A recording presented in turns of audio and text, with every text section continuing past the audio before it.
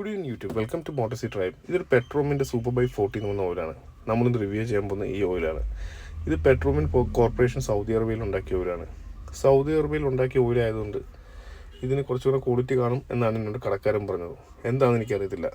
ഞാൻ ഇതിന് മുമ്പ് ഉപയോഗിച്ച ഓയിൽ എന്ന് പറഞ്ഞാൽ എൻ്റെ ജിക്സണിനകത്ത് ഉപയോഗിച്ച ഓയിൽ എന്ന് പറഞ്ഞാൽ കാസ്ട്രോൾ GTX ആണ്. GTXൻ്റെ ഓയിൽ 3500 കിലോമീറ്ററൊക്കെ ആയപ്പോഴത്തേക്കും മാരക വൈബ്രേഷൻ ആയിരുന്നു.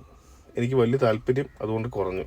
അതുകൊണ്ട് തന്നെ എനിക്കൊന്ന് ബ്രാൻഡ് മാറ്റി നോക്കണമെന്നൊരു ആഗ്രഹം തോന്നി മേടിച്ച ഓയിലാണ് Petromin.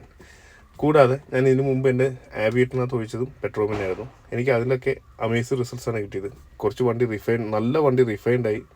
Noise harshness and vibrations നല്ലവണ്ണം കുറഞ്ഞു.